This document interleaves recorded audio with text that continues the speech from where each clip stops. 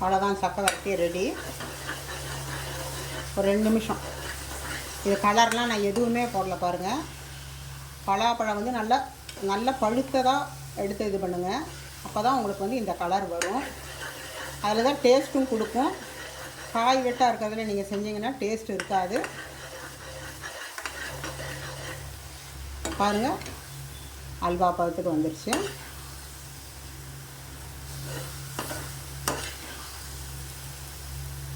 அவ்வளோதான், ஆஃப் பண்ணிடலாம். அவ்வளோதான், சக்கை வரட்டி ரெடி. இது ஆறுனதுக்கப்புறம் ஒரு கண்ணாடி பாட்டிலில் போட்டு வச்சிட்டிங்கன்னா உங்களுக்கு வருஷம் வரும். 1 வருஷம் மினிமம் வரும். அதுக்கு மேலே வருமா என்னங்கிறது எனக்கு தெரியாது. சீசன் இல்லாத டயத்துக்கு இது நல்லா யூஸ்ஃபுல்லாக இருக்கும்.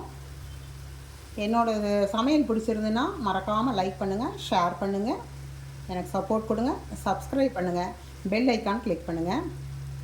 இந்த டிஷ் உங்களுக்கு பிடிக்கும்னு நினைக்கிறேன். ஒரு தடவை இந்த மாதிரி செஞ்சு பாருங்கள், நல்லாயிருக்கும்.